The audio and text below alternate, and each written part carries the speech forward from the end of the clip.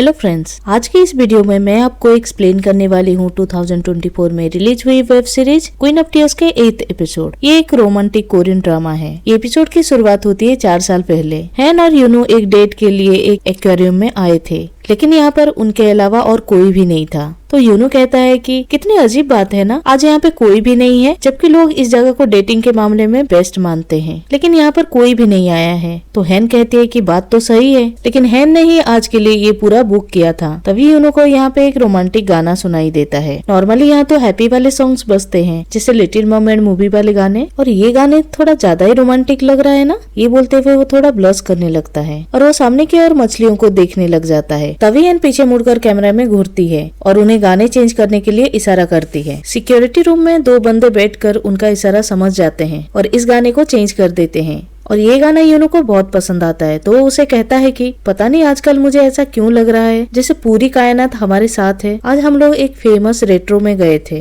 पर वहाँ पे भी हम दोनों के अलावा कोई भी नहीं था, और जब हम पार्क में गए थे वहाँ पे भी हमारे अलावा कोई नहीं था। लगता है पूरी कायनात हमें मिलाना चाहती है, क्योंकि हैन ने ही ये सारे जगह को बुक करवाया था। तो वो स्माइल करते हुए हाँ कहती है। तो वो कहता है कि अब जब पूरी कायनात हमारे साथ है, विल यू मैरी मी? ये बोल के वो अपने घुटने में बैठ जाता है और एक रिंग निकाल कर हैन को ऑफिशियली प्रपोज करता है, जो देख के हैन भी सरप्राइज होती है और वो खुशी से उसका प्रपोजल एक्सेप्ट करती है। दोनों ही उस टाइम में बहुत ज्यादा खुश हुए थे, और अब तक यूनू को हैन की असली आइडेंटिटी पता नहीं थी, और प्रेजेंट में हैन ने पिछले 5-6 दिन का सब कुछ भूल गई थी, जो जान के यूनू रो पड़ता है। हैन उसके आंसू पोंछते हुए कहती है कि क्या हो गया, तुम रो क्यों रहे हो? तो वो उसे सॉरी कहता है। हैन कहती है पर किस लिए? पर वो अभी भी रो रहा था, इसलिए हैन उसे गले लगा लेती है और उसे कहती है कि क्या हो गया, तुम्हें मेरी इतनी ज्यादा फिक्र हो रही थी? डोंट वरी, मैं ठीक हूँ एंड आई लव यू। पर वो तो रोए जा रहा था। कुछ देर बाद यूनू उसे कहता है कि आई विश कि ये पल कभी खत्म ना हो। आई विश तुम इसी तरह मुझे देखकर स्माइल करो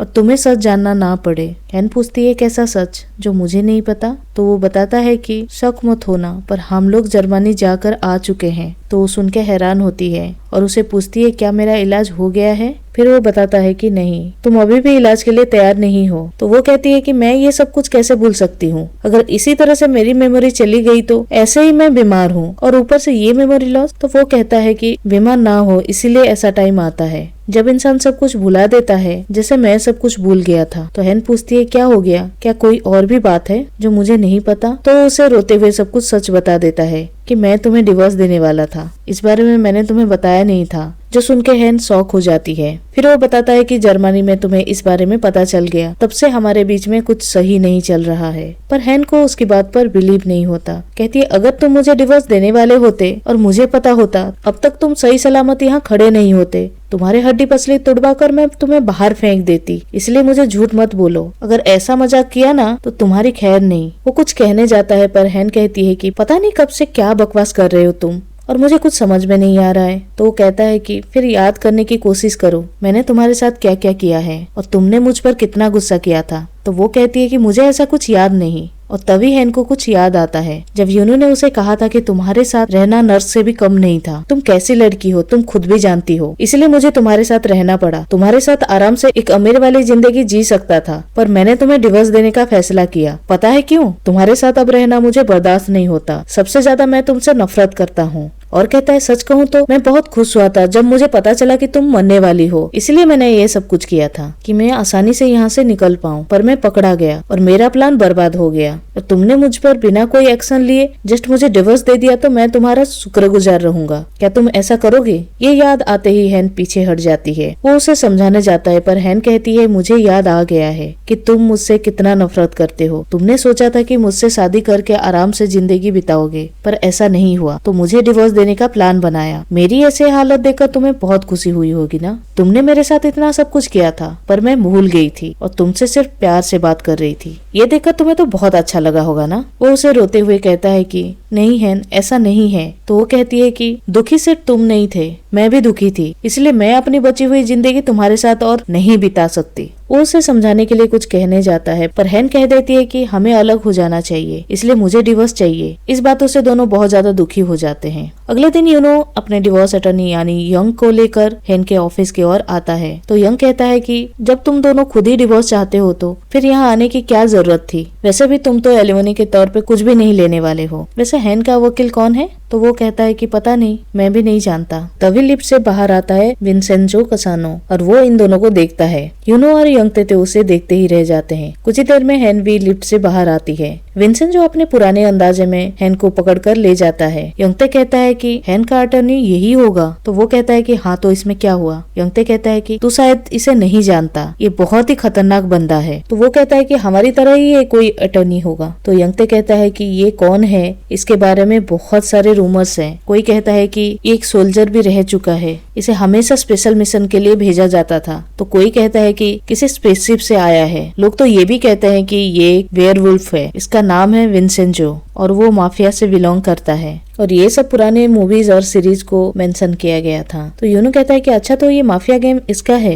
यूनो कहता है कि अभी वो गेम वाला माफिया नहीं है, ये असली का माफिया है, डॉन वाला माफिया। और ये इटली के माफिया का बॉस है जो खुद एक लॉयर भी है। मैंने सुना था ये इटली वापस चला गया था, पर हैन ने उसे अपना डिवोर्स अटर्नी बनाया है। ये सोचकर ही मुझे डर लग रहा है, क्योंकि ये बातों से नेगोशिएशन नहीं करता, ये सिर्फ गन से नेगोशिएशन करता है। और हैन ने इसे बुलाया है, इसका ये मतलब है कि वो मुझसे कुछ ज्यादा ही नाराज है और वो मुझे माफ तो बिल्कुल भी नहीं करने वाली। और ऑनेस्टली कहूँ तो तू सच में उसके साथ बहुत बुरा किया है, उसके साथ प्यार का झूठा नाटक किया। वो कहता है साले तूने ही तो कहा था। तो यंगते कहता है कि मुझे लगता है वो मुझे मानने के लिए उसे बुलाया है। ये सुन के यूनो तो इमेजिन करने लग जाता है। इसमें विंसेंजो ने यूनो के सर पे गन रखा हुआ था और उसे कह रहा था कि तुमने मेरे क्लाइंट को धोखा दिया, जिससे सिर्फ डिवोर्स से तू ठीक नहीं कर सकता। तूने जैसे काम किया है उसके लिए तेरी सजा मौत है। वो तो डरते हुए कहने लगता है कि प्लीज मुझे माफ कर दो, मैंने कुछ भी नहीं किया, ये सब यंग ने मुझे करने के लिए कहा था। और यंग भी यही इमेजिन कर रहा था। और प्रेजेंट में यंग कहता है कि यही उसका प्लान है, पर यूनो कहता है कि बकवास बंद कर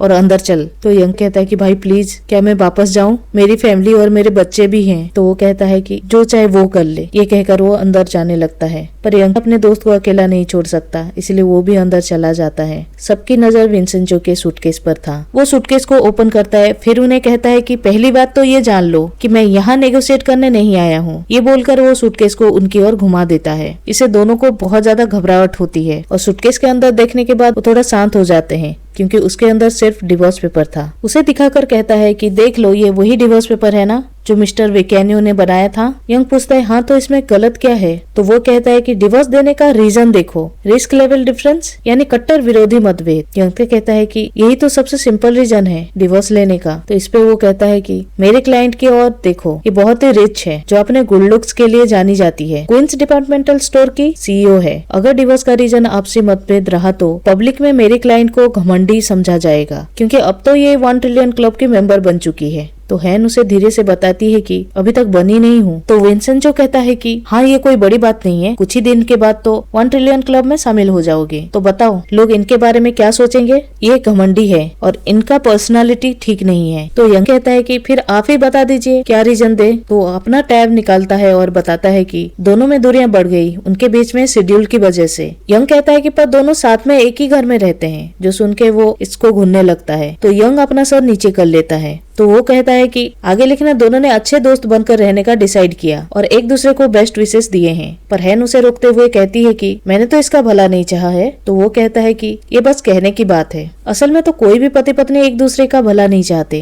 वो आगे कुछ कहने जाता उससे पहले ही यूनो कहता है कि आपको जो सही लगे वो लिख देना। तो विंसेंजो कहता है कि सोच लो, बाद में पछताना मत। तो वो कहता है कि कोई फर्क नहीं पड़ता, वैसे तो ये सारे रीजन झूठ है, असली रीजन तो हम में से किसी को भी नहीं पता है। तो यहाँ पे सीन कट होता है और इनका डिवोर्स फाइनल हो जाता है। हैन घर आते हुए सनसेट को देख रही थी, तभी ओवरब्रिज में चलते हुए ट्रेन को देखकर उसे याद आता है 4 साल पहले ऐसे ही टाइम पर वो यूनो के साथ उसी ट्रेन में ट्रैवल कर रही थी। दोनों खिड़की के पास खड़े थे। तो हैन पूछती है कि आज अचानक ट्रेन से जाने का मन कैसे हुआ? तो वो कहता है कि जब भी मेरा दिन थोड़ा खराब जाता है तो मैं इस ट्रेन में आता हूँ। रीजन पूछने पर बताता है कि यहाँ लोगों को देखकर टाइम जल्दी पार हो जाता है, इसलिए मैं शाम तक यहीं रह जाता हूँ और यहाँ पे देखने को मिलता है सोल का सबसे ब्यूटीफुल सनसेट। ये बोलकर वो हैन का आंखें बंद कर देता है और कुछ देर बाद अपने हाथ हटा देता है। वो दोनों इस ब्यूटीफुल सनसेट को देखकर बहुत खुश हो जाते हैं। यूनू बताता है कि चाहे जितना भी बुरा दिन गया हो, पर इस सनसेट को देखकर मैं वो सब कुछ भूल जाता हूँ। तो दोनों एक दूसरे के हाथों में हाथ रखकर ये ब्यूटीफुल सनसेट को देखने लगते हैं। अब प्रेजेंट में हैन अपने ड्राइवर को कार रोकने के लिए कहती है। फिर अकेले एक पार्क में बैठकर यूनू के सारे फोटोज एंड वीडियोस देख रही होती है, जो कुछ उन दोनों जासूस ने भेजा था, जिसमें वो राइस सूप पी रहा था, बेसबॉल खेल रहा था, फिर कार वॉश करने दी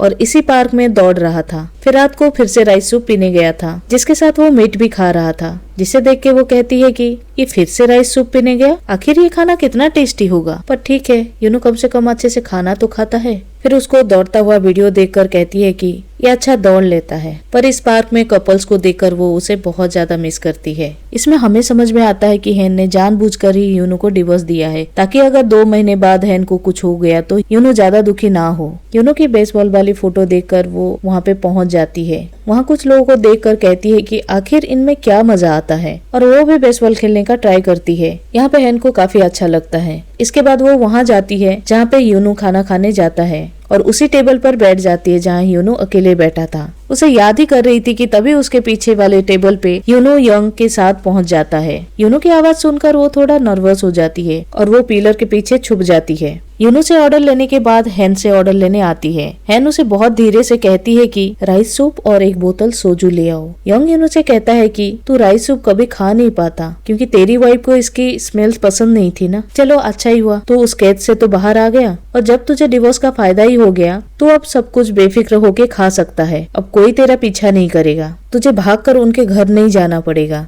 उनके चक्कर में तुझे हमसे मिलने का टाइम ही नहीं मिलता। तुझे चेयरमैन और तेरे सासू माँ के कॉल पे भाग कर जाना नहीं पड़ेगा। थैंक गॉड कि तू अब शांति से खा सकता है। उस फैमिली के झमेले के चक्कर में तुझे किसी और से मिलने का टाइम तक नहीं मिलता था, इसलिए तुझे हमेशा अकेले ही डिनर करना पड़ता था। ये सब कुछ सुनकर हैन को उसके लिए काफी बुरा लगता है, लेकिन वो कहता है कि मैं जानता हूँ, पर मुझे यही लाइफ चाहिए था। तो यंग कहता है तू पागल है क्या? ऐसी गुलामी वाली जिंदगी तुझे कैसे पसंद आती है? तो वो कहता है पता नहीं यार, पर मैं बस हैन के साथ रहना चाहता था और अभी भी यही चाहता हूँ। और ये सुन के हैन बहुत ज्यादा इमोशनल हो जाती है।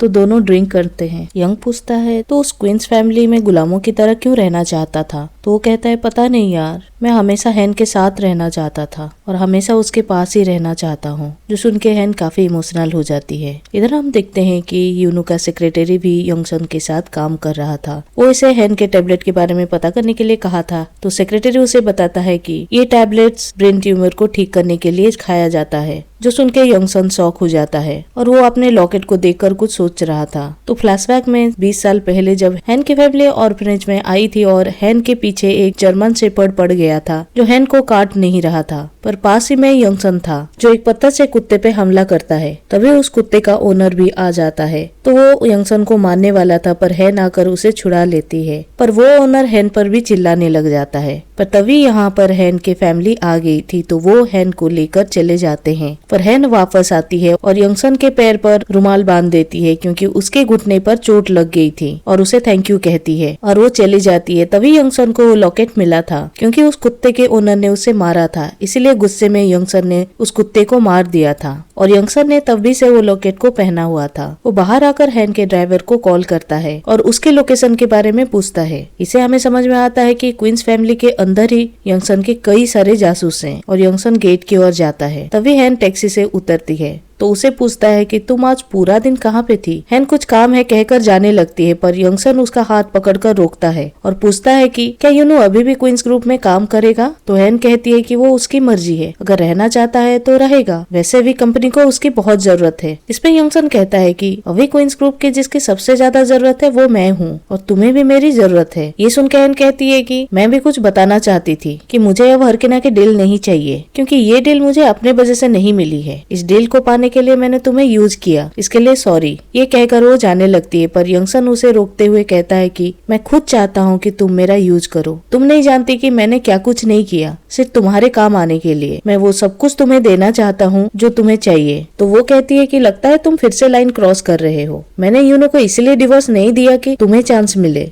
बल्कि इसीलिए दिया क्योंकि उससे शादी के बाद मेरे फैमिली से बहुत कुछ झेलना पड़ा। इन सब में मुझे उसके लिए बहुत बुरा लगा। तो वो कहता है कि अगर तुमने सब कुछ खो दिया तो क्या तभी भी तुम यही कहोगे कि तुम्हें मेरी जरूरत नहीं है? और तभी वहाँ पे सियोली आ जाती है, जिसे देखकर हैन अंदर चली जाती है और इधर बटलर हैन की मॉम और सुचोल को उकसाने लगती है और कहती है यूनू जब तक क्वींस ग्रुप में रहेगा वो मिस्टर सुचोल के लिए प्रॉब्लम खड़ी करता रहेगा, इसलिए आपको उसे क्वींस ग्रुप से निकाल देना चाहिए। हैन की मॉम भी यही चाहती थी और तभी इन्हें यूनू के मॉम का कॉल आ जाता है जो उन्हें मिलने बुलाती है, तो वो उनसे मिलने पहुंच जाती है। यूनू की मॉम को पता नहीं था कि यूनू और हैन का डिवोर्स हो चुका है, इसलिए वो अभी भी उन्हें समझाने की बात करती है। तो हैन की मॉम उन्हें डिवोर्स की बात बताकर झटका देती है और उन्हें बुरा भला भी कहती है कि तुम्हारे बेटे ने राइवल कंपनी से मिलकर हमें धोखा दिया है। चेयरमैन के रूम में उसने बग्स लगाए थे और हमारी कंपनी के खिलाफ कुछ सीक्रेट्स उसने हमारी राइवल कंपनी को दे दिया है, जिसकी वजह से चेयरमैन पे बहुत बड़ी मुसीबत आने वाली है और इन सब का जिम्मेदार तो तुम्हारा बेटा है। अब क्योंकि डिवोर्स हो चुका है इसीलिए अपने बेटे से कह देना जॉब छोड़कर यहाँ से चला जाए। यूनू की मॉम को पूरा भरोसा था कि उनका बेटा कोई गलत काम नहीं कर सकता,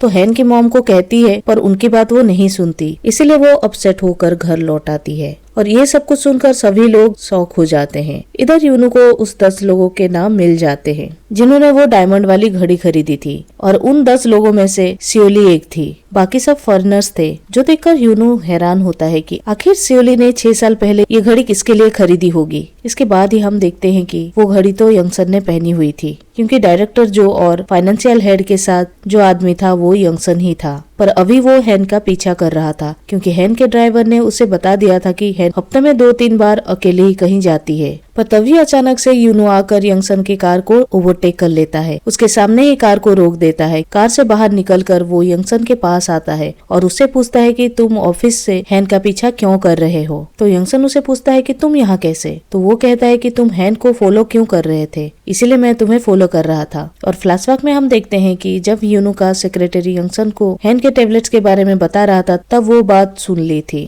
तो सेक्रेटरी से पूछता है तो वो बता दिया था कि अब तक यंगसन के लिए काम कर रहा था और यूनू की सारी इन्फॉर्मेशन उस तक पहुंच जाता था। अब प्रेजेंट में यूनू उसे पूछता है कि तुम हैन का पीछा क्यों कर रहे थे। तो वो कहता है कि तुमसे क्या मतलब, वो अब तुम्हारी वाइफ नहीं रही। तो यूनू कहता है कि बात याद रखना, अगर तुमने हैन के पीछे गए तो मैं तुम्हारे पीछे आऊंगा और तुमने उसे हर्ट किया तो मैं तुम्हें हर्ट करूंगा। तो वो कहता है कि तो तू उसे प्रोटेक्ट करना चाहता है, कर ले, जैसी तेरी मर्जी, देख लेना आखिरी में वो मुझे ही चूज करेगी। मैंने जो कहा इसका मतलब तू जल्दी ही समझ जाएगा। ये बोलकर वो जाने लगता है। तभी यूनू उसके हाथ में वही डायमंड की घड़ी देख लेता है। तब इसके और सियोली के रिलेशन के बारे में पता लगाने जाता है, लेकिन यंगसन भी अपने प्लान में आगे बढ़ जाता है। वो सुचोल को आकर बताता है कि जहाँ पर रिजल्ट बनाने वाले थे उस जमीन के पास जो मिलिट्री बेस था, उन्होंने पहले तो कहा था कि वो लोग यहाँ से हटने के लिए तैयार है, पर अभी अभी मुझे पता चला कि उन्होंने अपना मिलिट्री बेस वहाँ से हटाने से मना कर दिया है। जो सुनकर सुचोल को पैनिक अटैक आ जाता है और ये सब तो यंगसन का प्लान का हिस्सा था। चेयरमैन को भी इसके बारे में पता चल गया था, इसलिए वो सुचोल को कॉल करते हैं, लेकिन सुचोल की हिम्मत ही नहीं हो पाती है कि कॉल पिक करने की, इसलिए वो जिंदगी में पहली बार चेयरमैन का कॉल काट देता है। पर उसके सेक्रेटरी का फोन पे चेयरमैन कॉल करके अभी घर आने के लिए कहते हैं। सुचोल समझ नहीं पा रहा था कि अभी वो क्या करे, पर तभी उसे यूनू का ख्याल आता है, तो वो भागकर यूनू को मस्का मारने पहुंच जाता है। तो यूनू कहता है कि मैंने तो पहले ही समझाया था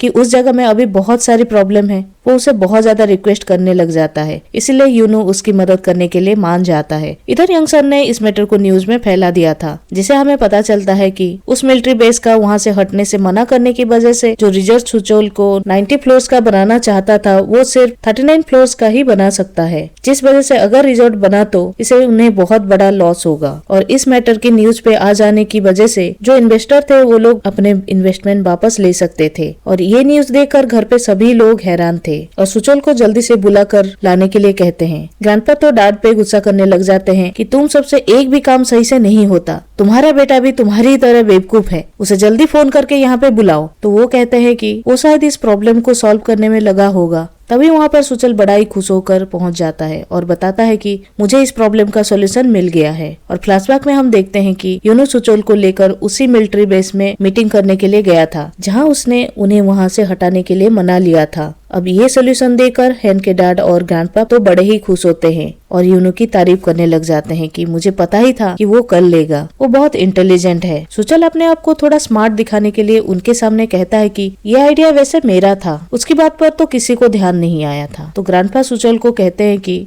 चलो जो भी है अच्छा हुआ, पर कल इन्वेस्टर के सामने तुम अच्छे से सॉल्यूशन के बारे में उन्हें समझा देना ताकि तुम उनका ट्रस्ट जीत सको। सुचल अगले ही दिन सभी को अच्छे से समझा देता है, पर इन्वेस्टर में से एक कहता है कि मुझे पता चला कि चेयरमैन के फाइनेंशियल हेड को इंटरोगेशन के लिए बुलाया गया था। इतनी बड़ी बात तुम हम सबसे कैसे छुपाई? सुचल ने कुछ कह पाता उससे पहले वो इन्वेस्टर कहता है कि अगर मेरे लीगल एडवाइजर ने मुझे ये बात नहीं बताई होती तो हमें पता ही नहीं चलता। अब उनके लीगल एडवाइजर का नाम सुनते ही सुचल कहता है कि आपका लीगल एडवाइजर यानी अपने ग्रुप का लॉ फर्म का डायरेक्टर और क्वींस ग्रुप का राइवल कंपनी। इसे सुचल समझ लेता है कि ये काम यूनू ने ही किया है और ये सब तो यंगसन का प्लान था। ऊपर से वो सुचल को और ज्यादा भड़का देता है। यूनू ने काफी प्लानिंग के साथ ही ये सब किया है क्योंकि वो जानना चाहता था कि अगर फाइनेंशियली हेड के अरेस्ट होने के बारे में इन्वेस्टर को पता चल जाता तो वो लोग इन्वेस्टमेंट वापस ले लेंगे। सुचल तो फिर से परेशानी में आ जाता है। अब शायद सब कुछ खत्म हो जाएगा। तो यंगसन कहता है कि अभी तो बस शुरुआत है, मेरे होते हुए ऐसा कुछ भी नहीं होगा क्योंकि मैं अकेले 1.9 ट्रिलियन वन इन्वेस्ट कर लूंगा। जो सुन के सुचल तो बड़ा खुश हो जाता है। इधर कुछ घंटे बाद यूनू को भी पता चल जाता है कि यंगसन अकेले ही इन्वेस्ट करने वाला है, जो देखकर यूनू को डाउट हो जाता है कि यंगसन कुछ तो बड़ा गड़बड़ करने वाला है।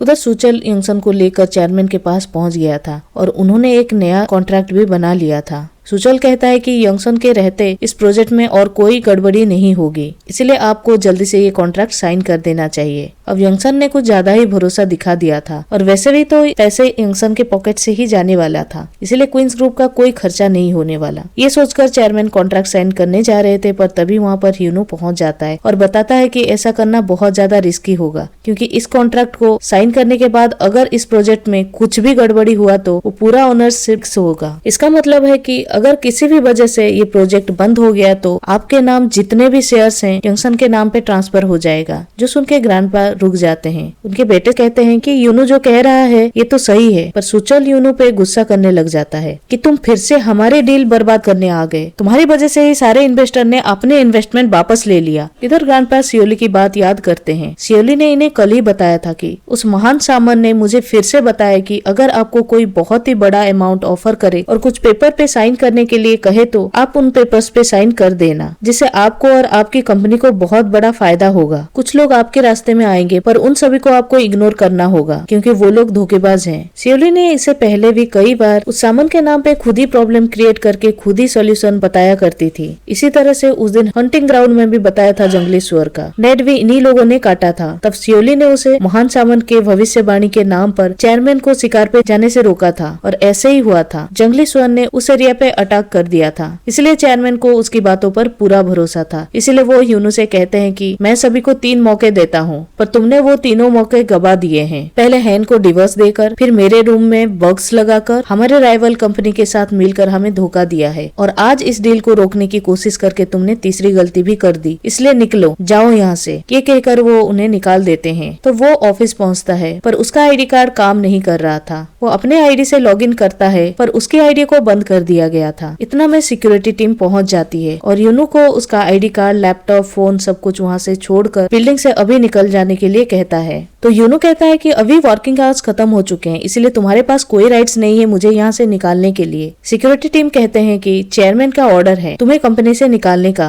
और तभी वहाँ पे हैन पहुँच जाती है और उस सिक्योरिटी टीम को वहाँ से निकाल देती है। फिर वो यूनू को लेकर लिफ्ट में जाती है, जहाँ वो उसे कहती है कि क्या तुम उन्हें ऐसे ही अपने आप को निकालने दोगे? एटलीस्ट जॉब छोड़ने के बदले उन्हें कुछ मांग लेना। वो कहता है कि वो मुझे नहीं निकाल सकते। हाँ, वो मुझे डायरेक्टर की पोजीशन से हटा सकते हैं, पर मैं एक टीम मैनेजर भी हूँ, इसे बिना किसी लीगल रीजन से नहीं निकाल सकते, और मुझे पता है कि उनके पास मेरे खिलाफ कोई लीगल प्रूफ नहीं है। हैन कहती है, पर तुम यहाँ क्यों रहना चाहते हो? तुम तो डिवोर्स के लिए मरे जा रहे थे ना, डिवोर्स पेपर पे साइन करके रेडी थे, तो फिर यहाँ रहकर तुम अपने आप को बेइज्जती करने का मौका क्यों दे रहे हो? माना कि जब हम साथ में थे तो तुम उनके खिलाफ कुछ कह नहीं सकते थे, तो फिर अब तुम उन्हें क्यों सह रहे हो? तो वो कहता है कि क्योंकि मैं यहाँ रहना चाहता हूँ, पर ये नहीं कहता है कि तुम्हारे लिए रहना चाहता हूँ। लेकिन उसका क्या मतलब था, हैन समझ गई थी। तो यूनू बाहर चला आता है, जहाँ बॉम्जा आकर उसे पिक करके ले जाती है और उसको सियोली की सच्चाई बता देती है कि वो इतने सालों से नकली आइडेंटिटी के साथ हमारे फैमिली में रह रही है। उसका असली नाम है सोनी हंग और उसका एक बेटा भी है, जो सुन के वो शॉक्ड हो जाता है।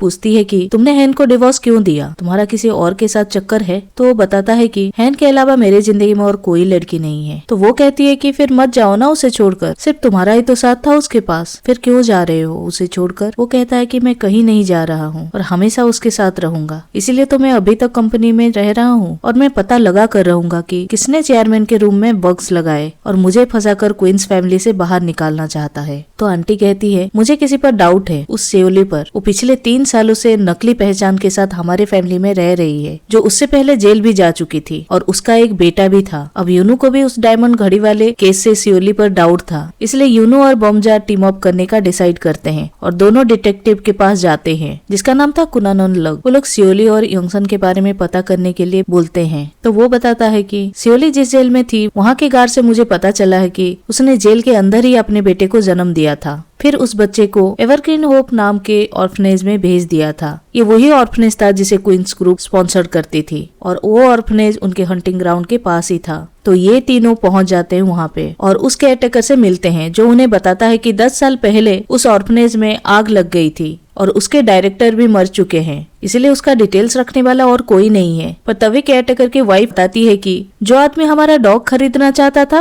वो आदमी बिल्कुल ऑर्फनेज के एक बच्चे की तरह था, जो बहुत ही ज्यादा स्मार्ट था, इसीलिए उसे क्वींस ग्रुप के ओर से कई सारे स्कॉलरशिप भी मिला था। पर उसने एक पड़ोस के आदमी के कुत्ते को मार दिया था, जिस वजह से उसे पुलिस स्टेशन ले जाया गया था और मुझे मिस्टर यंगसन उस बच्चे की तरह लगे। फिर मैंने सुना था कि उस बच्चे को यूएस के एक कपल ने अडॉप्ट कर लिया था, तब उसकी उम्र करीब 12-13 साल का होगा। तो बॉम्जा कहती है कि यंगसन ने भी एक बार यही बात बताया था। यूनू को भी याद आता है कि ये सारे इन्फॉर्मेशन उसने बताए थे कि 12-13 साल के उम्र में वो यूएस के एक कपल ने उसे अडॉप्ट कर लिया था, इसीलिए यूनू का डाउट और ज्यादा क्लियर होने लगता है। इधर चेयरमैन सेओली की बातों पे इन्फ्लुएंस होकर अपनी पावर ऑफ अटर्नी सेओली के नाम कर देते हैं, क्योंकि सेओली उनके बदले में जेल जाने के लिए भी तैयार थी, क्योंकि उसने ये सब कुछ ड्रामा किया हुआ था ताकि वो चेयरमैन का भरोसा स्ट्रांगली जीत सके। पावर ऑफ अटर्नी आने के बाद सेओली को डिसीजन लेने का हक मिल जाता है, चाहे कोई मेडिकल डिसीजन हो या फिर क्वींस ग्रुप के लिए कोई डिसीजन हो, वो सब कुछ ले सकती है। सेओली पहले तो नाटक करती है कि मुझे ये सब नहीं चाहिए। चेयरमैन का लीगल एडवाइजर उन्हें बताता है कि जब इस घोटाले के मामले में इन्वेस्टिगेशन होगी तो अगर आपने कहा कि आपने ही ये घोटाले किया है, इस बातों पे इन्वेस्टिगेशन टीम को भरोसा नहीं होगा, क्योंकि आप एक आउटसाइडर हो और आपके पास क्वींस ग्रुप के पैसों का घोटाला करने का पावर्स नहीं है। इसलिए इस पावर ऑफ अटर्नी ट्रांसफर से इन्वेस्टिगेशन टीम को बिलीव करना ही पड़ेगा कि आपने ही ये घोटाला किया है। तो चेयरमैन कहते हैं कि आज मेरा बर्थडे है, इससे मैं अपना बर्थडे गिफ्ट समझ लूंगा, इसलिए प्लीज तुम इसे एक्सेप्ट कर लो। सेओली भोले वाले बनते हुए मान जाती है और चेयरमैन को नहीं पता था कि सेओली इसके बाद ही अपना असली रंग दिखाने वाली है। इधर चेयरमैन के बर्थडे की तैयारी हो रही थी और उस काम को सेओली संभाल रही थी। यंगसन का चेयर को दूसरी जगह देखकर मॉम कहती है कि यंगसन को तो हमारे साथ बैठना चाहिए। तो सेओली कहती है कि मैंने उसकी चेयर दूसरी जगह लगाई है क्योंकि वो हमारे फैमिली का नहीं है ना। तो हैन की मॉम कहती है कि तुम भी तो हमारे फैमिली नहीं हो पर हमारे साथ ही बैठती हो ना। तो सेओली कहती है कि क्या इसका मतलब तुम यंगसन को अपनी फैमिली का हिस्सा मानती हो? तो वो कहती है कि मैंने ऐसा तो नहीं कहा। तो सेओली कहती है कि हैन का अभी अभी डिवोर्स हुआ है और अगर अभी वो दोनों साथ बैठने लगे तो लोग उनके बारे में कैसी कैसी गॉसिप करेंगे, तुम समझ सकती हो। तभी यहाँ पर बॉम्जा आ जाती है और कहती है कि तुम्हारी हिम्मत कैसे हुई हमारी फैमिली के लिए डिसीजन लेने की। तो सेओली कहती है कि आज के दिन तो कोई हंगामा मत करना। पर तभी बॉम्जा उसके हाथ में एक रिंग देखती है, जो देख के वो गुस्से में उसे पकड़कर चेयरमैन के पास ले आती है और उन्हें कहती है कि आपने ये रिंग इसे कैसे पहनाया? ये मेरी माँ की अंगूठी है और उनके बाद ये अंगूठी मुझे मिलना चाहिए। आप इस औरत के पीछे इतना पागल क्यों हो गए? क्या आपका दिमाग काम नहीं कर रहा है? चेयरमैन तो उसे चुप करा देते हैं। तो वो कहती है कि आपने पहले ही बॉम्बसेक भैया को घर से निकाल दिया और बॉम्बजुन भैया को आप किसी बेवकूफ की तरह ट्रीट करते हो और ये औरत जो आपको लूटने आई है, आपको इसमें कोई गलती नहीं दिखाई देती? तो चेयरमैन कहते हैं कि मेरे खुद के बच्चे जेल जाने के डर से पीछे हट गए, तब सिर्फ यही थी जो मेरे लिए जेल जाने के लिए भी तैयार है। तो सेओली भी अपने रोने धोने का ड्रामा चालू कर देती है। तो बॉम्जा उन्हें सेओली का सच बता देती है कि ये औरत एक धोखेबाज है और नकली पहचान के साथ यह हमारे फैमिली में रह रही है। ये तो जेल में भी रह चुकी है। जहाँ इसका एक बच्चा भी हुआ था, जो सुन के सियोली अपना इमोशनल ड्रामा चालू कर देती है और रोते हुए कहती है कि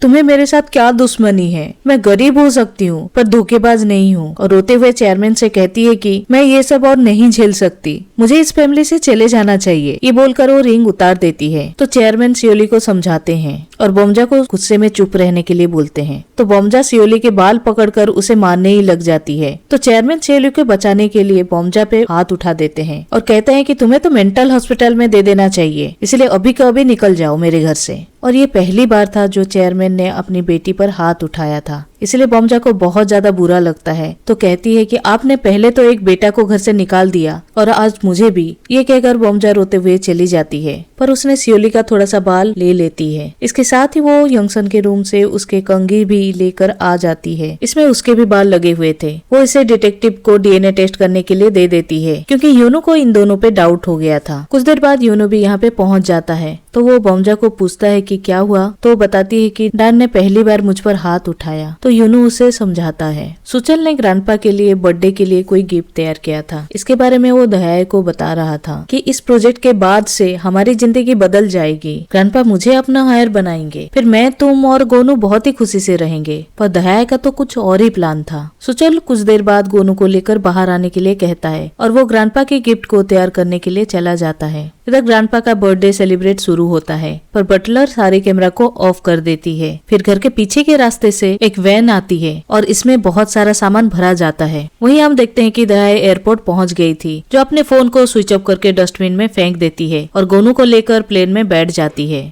इधर सुचल ने अपने ग्रैंडपा के नाम से मिक्की माउस की तरह एक कैरेक्टर बनाया था, जिसे आज वो लॉन्च करता है। पर ये कैरेक्टर देखने में बहुत ज्यादा भद्दा था, जो खुद ग्रैंडपा को भी पसंद नहीं आता। और पार्टी में मौजूद सब लोग उसे देखकर हंस रहे थे, पर सुचोल को लग रहा था कि सभी को बहुत अच्छा लगा, इसलिए वो लोग हंस रहे हैं। इसके मॉम डैड उसे बेइज्जती ना कराने के लिए कहते हैं, पर सुचोल समझ रहा था कि उसे वो लोग बेस्ट विशेस दे रहे हैं, इसलिए वो उन्हें इशारा करके कहता है कि सब कुछ ठीक है, एकदम बढ़िया जा रहा है। इधर यूनो के जान पहचान होने की वजह से 12 घंटे के अंदर ही डीएनए टेस्ट का रिजल्ट आ जाता है, जो कि 99% मैच हो गया था। फिर पार्टी खत्म होने के बाद सुचल दयाय और गोनू को बुलाने आता है, क्योंकि उसने उन्हें पार्टी में देखा नहीं था। पर घर में वो दोनों ही नहीं थे और उसे टेबल में एक लेटर मिलता है जो दयाय ने उसके लिए छोड़ कर गई थी। उसे पढ़ते ही सुचल भागकर बाहर आता है और उन दोनों का नाम लेकर चिल्लाने लगता है। उसके पास गाड़ियां तो थी, लेकिन उसे गाड़ी चलाने नहीं आता था, इसलिए वो उन्हें साइकिल से ही ढूंढने निकल जाता है। लेकिन इससे तो साइकिल चलाने भी अच्छे से नहीं आती थी, इसलिए कई बार गिरता पड़ता है। फिर भी ये हर बार उठकर दयाय और गोनू का नाम लेकर बुलाने लगता है, पर कोई फायदा नहीं होता। बेचारा रोते रह जाता है। उधर दयाय ने गोलू को लेकर अब्रॉड चली जाती है और इधर ग्रैंडपा सियोली के साथ गो खेल रहे थे। तभी उन्हें बोमजा का कॉल आता है। चेयरमैन कॉल काट देते हैं, पर वो कई बार कॉल करती है, पर वो कॉल पिक नहीं कर रहे थे। आखिर में तंग आकर वो एक बार कॉल उठा लेते हैं। तो बोमजा के फोन से यूनू कॉल कर रहा था, जो उन्हें बताता है कि अगर आप सियोली के पास हैं तो सिर्फ मेरी बात सुने। मैंने सियोली और यंगसन का डीएनए टेस्ट कराया था, जो 99% मैच करते हैं, यानी यंगसन ही उसका बेटा है। और मैंने पता किया कि यंगसन ने क्वींस ग्रुप के कई सारे डायरेक्टर से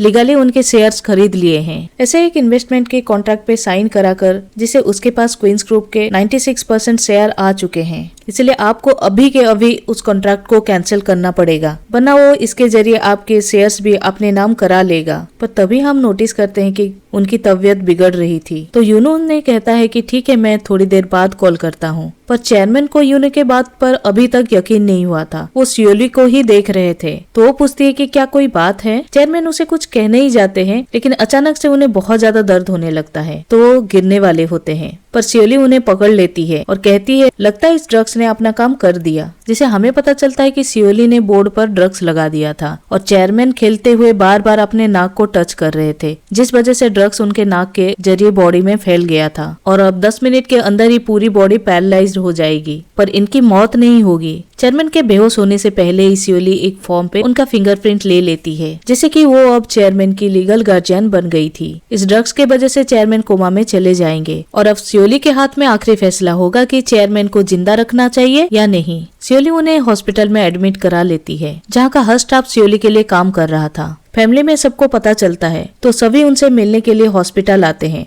जहां उन्हें बताया जाता है कि चेयरमैन को अचानक से हार्ट अटैक आ गया था, इसलिए उन्हें एडमिट करना पड़ा। लेकिन गार्ड्स उन्हें मिलने नहीं देते क्योंकि अब सियोली उनके लीगल गार्जियन है। सियोली चेयरमैन के लॉयर्स के साथ यहाँ पे पहुँच जाती है, जो उन्हें बताता है कि चेयरमैन ने अपने पावर्स ऑफ अटॉर्नी और लीगल गार्जियन सियोली के नाम कर दिया है, इसलिए उनकी परमिशन के बिना कोई उनसे नहीं मिल सकता। अब चेयरमैन के लॉयर्स के पास पावर ऑफ अटॉर्नी ट्रांसफर करने का वीडियो फुटेज भी था, जिसपे वो खुद ही साइन किए थे, इसलिए यूनू लीगली कुछ भी नहीं कर सकता था। बॉम्जा सियोली को गाली देते हुए वे मानने जा रही थी, पर यूनू उन्हें रोक लेता है। तो सियोली कहती है कि अपना बचपना बंद करो, वरना तुम सब अपने डैड को आखिरी बार भी नहीं देख पाओगे। अगर तुम सब ने उनकी थोड़ी सी भी केयर की होती तो उन्हें मुझ पर पावर ऑफ अटॉर्नी देने की जरूरत नहीं पड़ती। उन्होंने मुझे जो करने के लिए कहा मैंने वही किया। जो सुन के बॉम्जा कहती है कि उन्होंने कहा या तुमने अपने बेटे यंगसन के साथ मिलकर ये सब कर रही हो। जो सुन के फैमिली वाले शॉक हो जाते हैं। तो सियोली यहाँ सभी के सामने एक्सेप्ट कर लेती है कि यंगसन मेरा बेटा है, तो इसमें क्या हो गया। तो पूरी फैमिली शॉक हो जाती है और सियोली बॉम्जा को वार्निंग देकर चली जाती है। और इसके बाद यंगसन अपना गेम चालू करता है। चेयरमैन के कोमा में होने की वजह से रिजल्ट वाला प्रोजेक्ट रुक जाता है। इसे यूनू ने जैसे बताया था वही होता है। चेयरमैन के सारे शेयर्स यंगसन के नाम पे ट्रांसफर हो जाता है। इस तरह से उसके पास क्वींस ग्रुप के 31% शेयर आ जाते हैं। इससे वो क्वींस ग्रुप का सबसे बड़ा शेयर होल्डर बन जाता है। और अब क्योंकि सियोली के पास चेयरमैन की पावर ऑफ अटॉर्नी थी, जिसके हेल्प से ये एक इमरजेंसी शेयर होल्डर मीटिंग बुलाता है और प्रपोजल रखता है कि क्वींस फैमिली को ही क्वींस ग्रुप से डिसमिस करने का, जिसमें लगभग 70% लोग उसे सपोर्ट करते हैं, क्योंकि वो सभी को चेयरमैन के फाइनेंशियल हेड ने जो घोटाला किया था उसके बारे में बता देता है। और सुचोल ने तो पहले से ही इस रिजॉर्ट वाले प्रोजेक्ट में गड़बड़ी कर दी थी, इसलिए क्वींस फैमिली पर अब किसी को भी भरोसा नहीं होता, जिस वजह से ज्यादातर लोग उन्हें डिसमिस करने के लिए वोट करते हैं। ऑफिस से उनके सारे नेम प्लेट और चीजों को हटा दिया जाता है और ये बात न्यूज में भी फैल जाती है। और इस टाइम में घोटाले के मामले में क्वींस फैमिली पर इन्वेस्टिगेशन भी शुरू हो गया था, लेकिन पूरी फैमिली ना घर पे थी ना उनके कंपनी में, किसी को उनका कोई पता नहीं था।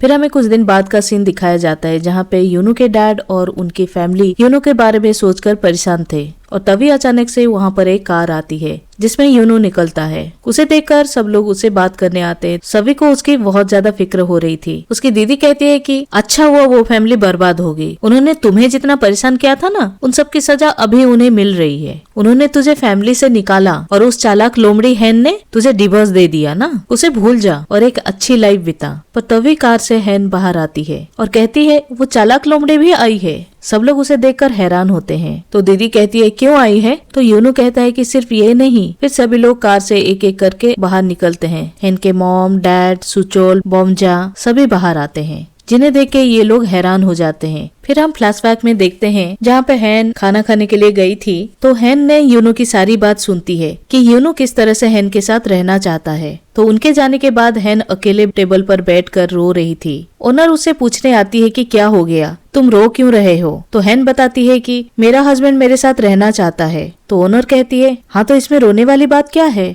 तो हैन कहती है कि ये सुनकर मुझे जीने की इच्छा हो रही है, मैं भी उसके साथ रहने के लिए जीना चाहती हूँ। तो ओनर कहती है हाँ तो फिर जियो ना, कौन तुम्हें रोक रहा है? तो हैन रोते हुए कहती है कि मैं जीना ही तो चाहती हूँ और यही बार बार बोले जा रही थी कि मैं भी उसके साथ ही रहना चाहती हूँ। उसने ज्यादा ही ड्रिंक कर लिया था। उन्होंने उसे ज्यादा ही ड्रिंक कर लिया था कहकर अपना काम करने चली जाती है। पर हैन यही कहकर रोए जा रही थी कि मैं अभी भी जीना चाहती हूँ। और इसी के साथ ही ये एपिसोड यहीं पर खत्म हो जाता है। अभी इनके फैमिली यूनू के घर रहने आ चुकी है, तो इतने अमीर लोग इनके घर में कैसे रहेंगे ये हमें आगे देखने को मिलेगा। यूनू किस तरह से क्वींस फैमिली को उनका सब कुछ वापस दिलवाएगा, देखना काफी ज्यादा इंटरेस्टिंग होगा, क्योंकि यूनू ने डिसाइड कर लिया है यंगसन को उसी के तरीके से उसको सबक सिखाने का। अब यूनू आगे क्या करने वाला है ये देखना काफी इंटरेस्टिंग होगा। और इसी के साथ ही ये एपिसोड यहीं पर खत्म हो जाती है। आपको ये एक्सप्लेनेशन कैसा लगा कमेंट करके जरूर बताना। वीडियो पसंद आया तो प्लीज लाइक करके शेयर कर देना। ऐसे ही एक्सप्लेनेशन देखने के लिए बने रहे हमारे चैनल के साथ। आज के लिए इतना ही, मिलते हैं अगले वीडियो में। तब तक के लिए बाय बाय, टेक केयर।